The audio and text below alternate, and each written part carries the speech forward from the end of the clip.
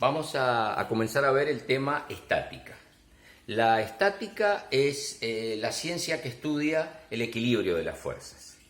Para la estática, los cuerpos son indeformables, o sea, no existe deformación en los cuerpos, las fuerzas actúan sobre ellos y existe o no equilibrio.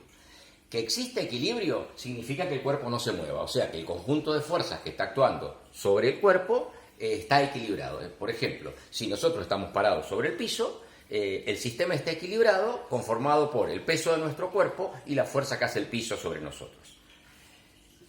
Si el sistema no está equilibrado, significa que la suma de todas estas fuerzas obtiene un resultado. O sea, ya no da cero, como en el caso anterior del equilibrio, sino que hay una resultante. ¿Qué es la resultante entonces como definición? La resultante de un sistema de fuerzas es la suma vectorial de todas las fuerzas. Vamos a ver cómo es esa suma vectorial enseguida. La palabra suma vectorial indica que cuando uno dice que la resultante es la suma de todas las fuerzas, tiene que tener claro que las fuerzas están representadas por vectores. Los vectores tienen módulo y ángulo. O sea, no es solamente el número, no son la cantidad de kilos la fuerza, sino el ángulo que forma.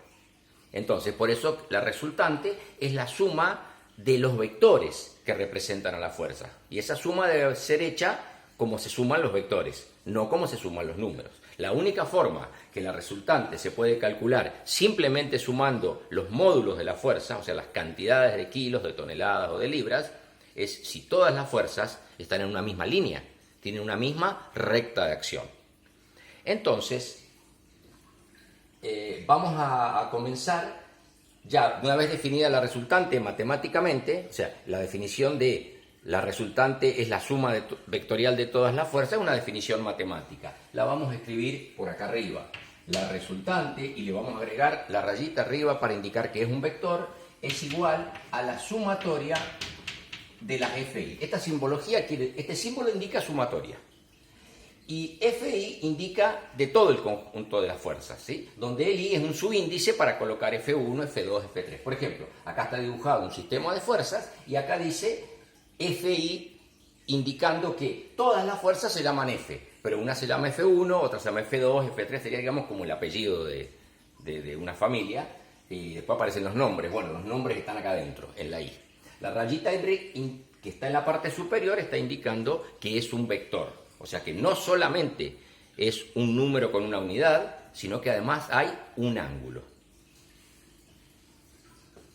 Otra cosa importantísima a tener en cuenta es que las fuerzas en la estática no actúan aplicadas en un punto. Las fuerzas pasan por un punto y esa línea sobre la que se mueven se llama recta de acción. Entonces no hay que imaginar a las fuerzas como aplicadas en un punto, como sí vamos a ver en el caso de los cuerpos deformables. En los que no se deforman, lo único que nos importa es por dónde pasa la fuerza, qué línea tiene, cuál es su camino, por así decirlo. Eso ténganlo presente también. La otra definición que se puede dar de resultante, que es una definición física, es la resultante de un sistema de fuerzas es la fuerza capaz de hacer lo mismo que hace todo el sistema. Produce los mismos efectos que produce todo el sistema junto. Tener la resultante o tener todas las fuerzas actuando es lo mismo, no las dos cosas juntas. Los sistemas de fuerzas, los conjuntos de fuerzas, se pueden separar en sistemas concurrentes y en sistemas no concurrentes. Un sistema concurrente es el dibujado en uno.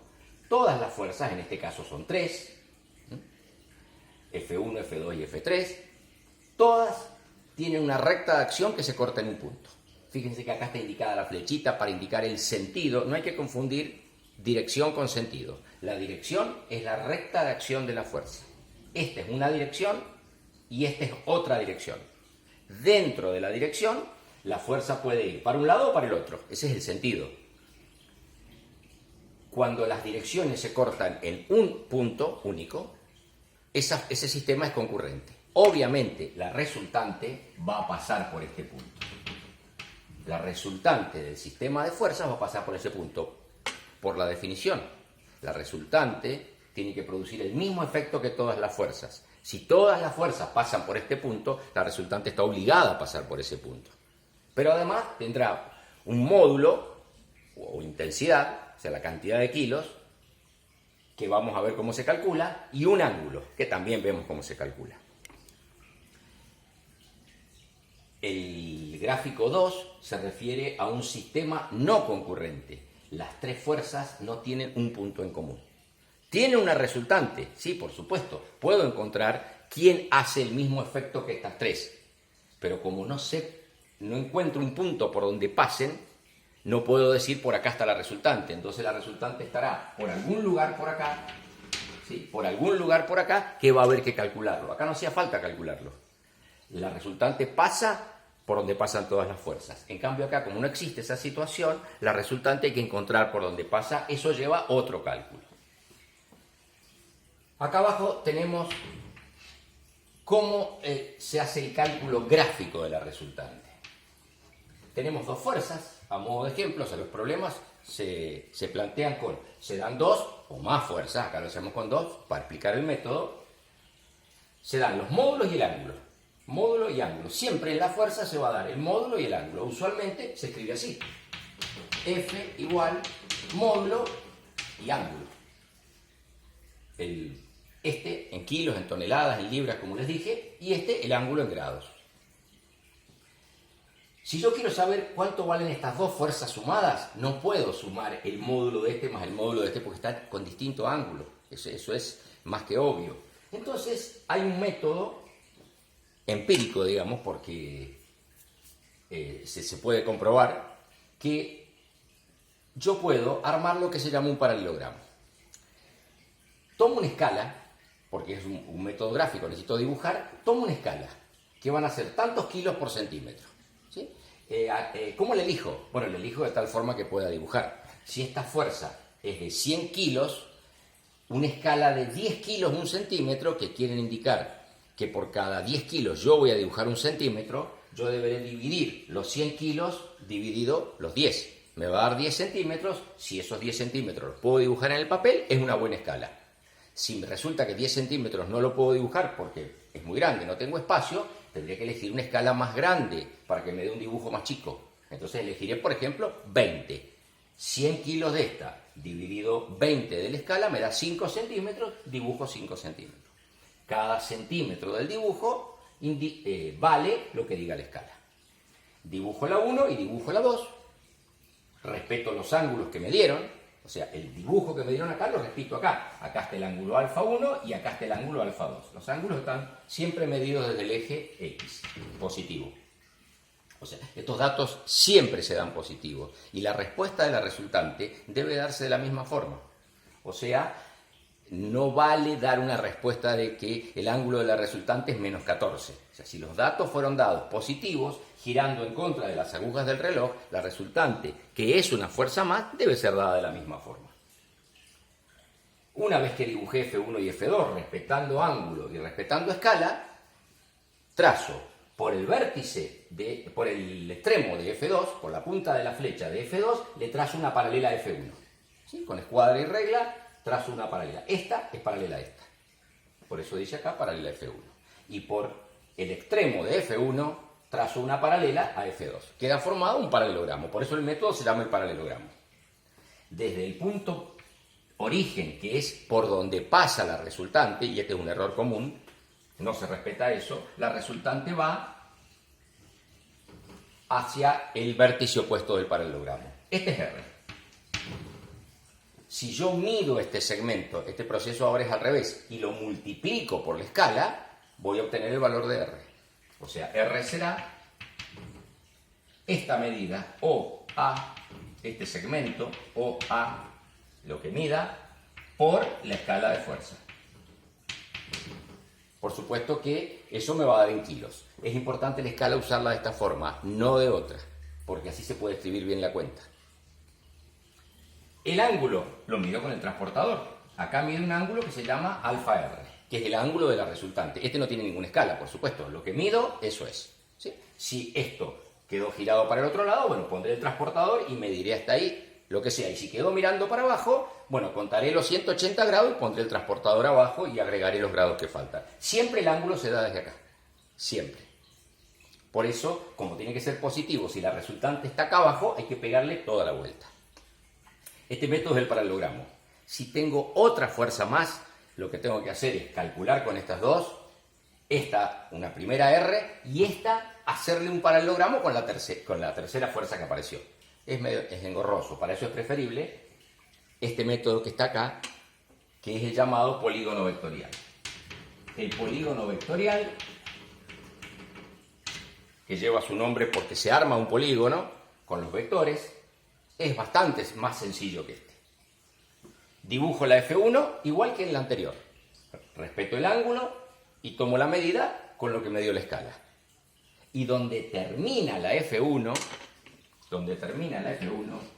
trazo una rayita horizontal y ahí tomo el ángulo de la F2. Como la F2 formaba este ángulo, acá está el ángulo de la F2. Acá está alfa 2. No, esto no hace falta escribirlo. Se lo escribo yo para que se vea. O sea, este es alfa 1 y ahí está alfa 2. Donde termina una, empieza otra. O sea que si tengo otra fuerza más, trazo de nuevo la rayita acá arriba y dibujo la tercera fuerza. Siempre respetando la escala y respetando el ángulo que me dieron como dato. La resultante va del origen de la primera al extremo de la última.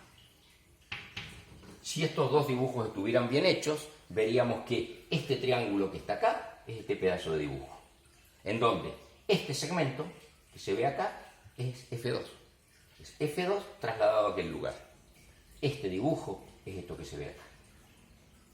Pero también podría ser esto que se ve acá, porque es el otro triángulo igual pero dado vueltas, ¿no? Primero F2 y después F1. O sea, eso indica que no importa el orden que se sumen las fuerzas. No interesa. ¿Cuánto vale la resultante? De nuevo, lo que mida este segmento, o A multiplicado por la escala. Y el ángulo con el transportador, alfa R. Estos son métodos gráficos. ¿Sí? Este serviría para dos fuerzas a modo práctico y este serviría para dos o más fuerzas. ¿Sí? Repito el proceso, una vez que termino el F2, agrego la F3, la F4 y siempre la resultante va del origen de la primera al extremo de la última. Errores que se cometen. En el paralelogramo, en vez de salir del punto origen de la fuerza, que es por donde pasan las fuerzas naturalmente, lo dibujan al revés. No me pregunten por qué, porque eso todavía no lo he podido descubrir, pero se hace. Y acá, en vez de salir del origen de la primera al extremo de la última, bueno, lo hacen al revés. Obviamente el resultado del módulo da igual, pero el ángulo no da. Y no da simplemente porque si la fuerza queda mirando para abajo, y la dibujo por acá, si yo tengo una fuerza mirando para abajo, el ángulo debe ser medido así, porque no tomamos ángulos negativos, entonces el ángulo está tomado así. Entonces, una respuesta de 60 grados no es lo mismo que una respuesta de 240 grados, no es lo mismo. Entonces tengan presente que la resultante va del origen de la primera al extremo de la última.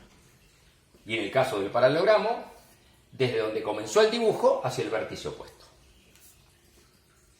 En la próxima vamos a ver cómo se suman las fuerzas, cómo se obtiene una resultante, pero en forma analítica, o sea, usando una fórmula, no un dibujo. Por supuesto que estos métodos de cálculo de resultante sirven para concurrentes y para no concurrentes. Para concurrentes está todo dicho con esto. Para no concurrentes lo que falta saber es por dónde pasa.